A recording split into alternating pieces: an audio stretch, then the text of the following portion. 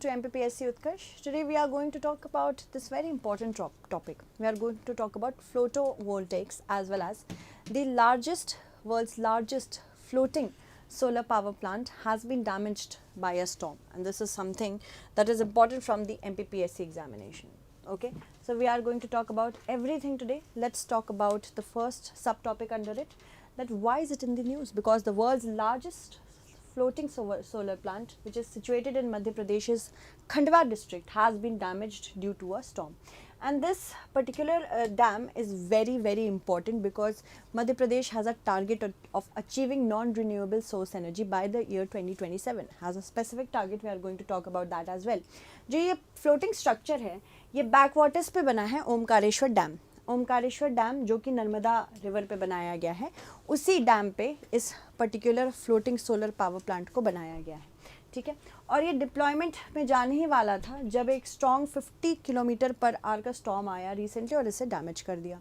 Omkareshwar dam back waters में ये power plant जाएगा. इसकी कैपेसिटी 100 मेगावाट की होगी केलवा खुर्द में, और 88 मेगावाट की इंडावड़ी में, और 19 मेगावाट्स की एक खंड में. ठीक है, कॉन्ट्रैक्ट साइन हुए थे इसको बनाने के लिए between NHDC limited, AMP energy और SJVN लिमिटेड और MP गवर्नमेंट के बीच में.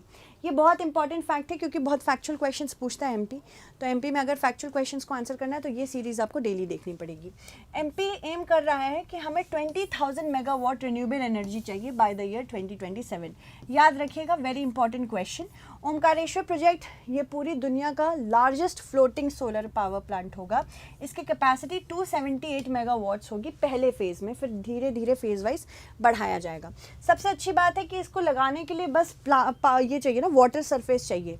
तो इसीलिए लैंड पे नहीं लग रहा है, तो कोई डिस्प्लेसमेंट भी नहीं होगा, वहाँ से लोगों को हटाया भी नहीं जा रहा है. तो ये सबसे बड़ी अच्छी चीज़ इसकी ये है. हायर पावर जनरेशन भी करेगा बिकॉज हमने देखा है कि जो लैंड बेस्ड पावर प्लांट्स होते हैं उससे कंपैरिजन में वाटर बेस्ड ज़्यादा कैपेसिटी से एनर्जी जनरेट करते हैं. सोलर पावर प्लांट अगर वाटर सरफेस पे लगाया जाएगा तो वाटर सरफेस से इवेपोरेशन भी नहीं होगा, जिसकी वजह से वाटर सेविंग भी होगी. एक्सपेक्टेड प्रिवेंशन है इसका कि 12 lakh metric ton of carbon dioxide emissions को ये हटाएगा. क्योंकि अगर हम इसी तरह से जनरेट कर रहे होते electricity with the use of coal, तो इसको रिप्लेस करने के लिए हमारे पास कोल की जगह क्या आ गया है, सोलर पावर प्लांट आ गया है, जिसकी वजह से 12 lakh metric ton of carbon dioxide atmosphere से हटेगा. और ये इक्विवेलेंट है कि हम 1,52 लाख ट्रीज़ लगा रहे हैं, इसके इक्विवेलेंट है. मिशन मोड है इसका कि भाई एनर्जी नीड्स हमें रिन्यूएबल एनर्जी से जो मिलनी है 2030 तक, उसमें मध्य प्रदेश भी काफ़ी आगे चल रहा है. न्यू रिन्यूएबल एनर्जी पॉलिसी चल ही रही है 2022 वाली. ग्रीन सिटी डेवलपमेंट कंसेप्ट भी इंस्टिगेट हो रहा है यहाँ पे, इनिशिएट हो रहा है. उसके बाद सोलर प्रोजेक्ट्स छतरपुर, मुरैना, अगर शाजापुर और नीमच डिस्ट्रिक्ट्स में भी चल रहे हैं. इनकरेजमेंट है कि भाई सोलर पैनल यूजेज हमें विलेज लेवल पे करने पड़ेंगे. सोलर पैनल्स इंस्टॉल किए जा रहे हैं रूफ्स में ऑफ द गवर्नमेंट ऑफिसेज. तो यहाँ पे गवर्नमेंट ऑफिसेज को भी ग्रीन बिल्डिंग बनाने की योजना अपने में ही चलाई जा रही है. चंबल रेवाइंस को यूटिलाइज किया जाएगा. चंबल रेवाइंस हमने बहुत बार सुना है कि ये बैडलैंड्स हैं, मतलब यहाँ पे किसी भी प्रकार का ढंग का इकोसिस्टम नहीं है और साथ ही किसी भी प्रकार की हमारी हेल्प नहीं कर रही है एज अ रिवर. तो यहाँ चंबल रेवाइंस जिसे बैडलैंड कहते हैं, मतलब वहाँ कोई बिल्डिंग भी नहीं बन सकती. यहाँ पे बेसिकली चंबल रेवाइंस में सोलर पावर प्लांट्स भी लगाए जाएंगे. पब्लिक पावर पार्टिसिपेशन सबसे ज़्यादा ज़रूरी है, क्योंकि अगर पब्लिक ही नहीं अवेयर रहेगी इन सारी योजनाओं के बारे में, then what is the point. क्योंकि हम चाहते हैं कि लोग भी अपने आप को इसमें इंक्लूड करें. उसके साथ ही साथ एनर्जी असेसमेंट गाइड भी रिलीज़ किया जा रहा है एनर्जी साक्षरता अभियान के बारे में. यानी कि एनर्जी से रिलेटेड आपको कुछ चीज़ें पता होनी चाहिए, है ना.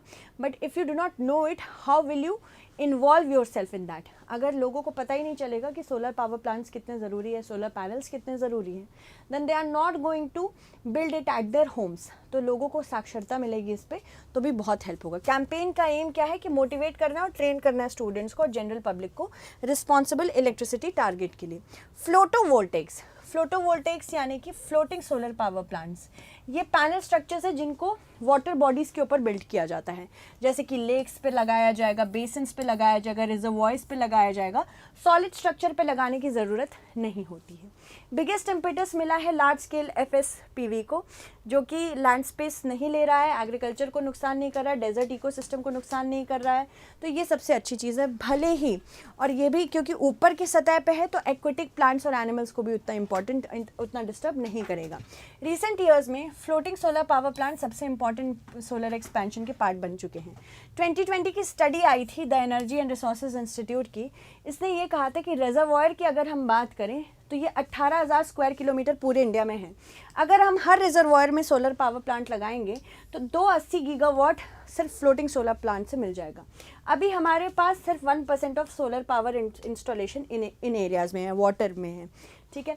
करेंटली एक प्लांट बिल्ड हो रहा है नर्मदा पे, ओमकारेश्वर डैम खंडवा में, मध्य प्रदेश, इसको भी कैपेसिटी दी जा रही है 600 मेगावाट की।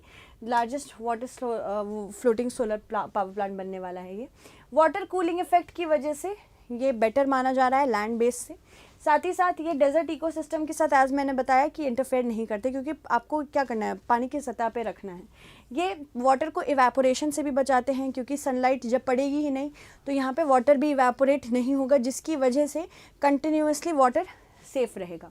रिजर्वॉयर्स आर्टिफिशियल इकोसिस्टम है, ये तब भी बहुत सारे वाइल्ड लाइफ के लिए हैबिटेट प्रोवाइड करते हैं। ओमकारेश्वर डैम की बात करें तो कंक्रीट ग्रेविटी डैम है नर्मदा रिवर में, ये मंधाता खंडवा डिस्ट्रिक्ट में सिचुएटेड है, और ये ओमकारेश्वर मंदिर जो है उसके ऊपर इसका नाम पड़ा है। ये 2003 से लेकर 2007 के बीच में बना है। इसका काम क्या था कि वाटर प्रोवाइड करेगा 132,500 hectares for this hectare of land. Associated hydro electric power station भी लोकेट किया गया है इसके डैम के बेस पे 520 मेगावाट का। चलो, in which district of Madhya Pradesh is Omkareshwar dam located?